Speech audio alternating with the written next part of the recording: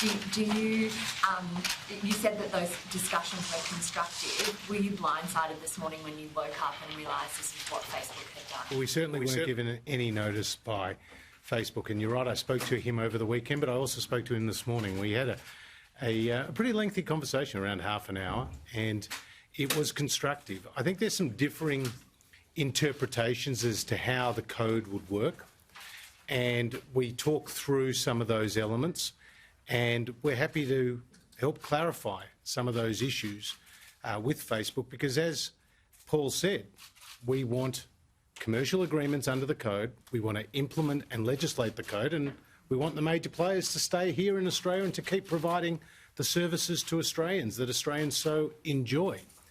So we are going to work through those issues with Facebook. I also want to point out that Facebook had been, up to this point, engaged in pretty constructive discussions with the Australian news media businesses. They had made quite a lot of progress, and deals were relatively close. Google was always a little bit in front, and the pace of that progress really picked up over the last 72 hours.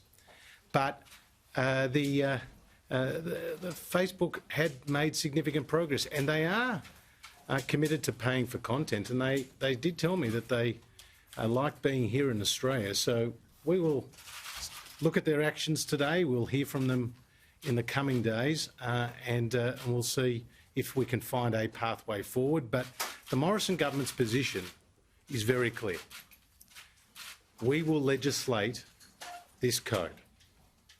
We want the digital giants paying traditional news media businesses for generating original journalistic content. This is critical to sustaining public interest journalism in this country, and this is world leading.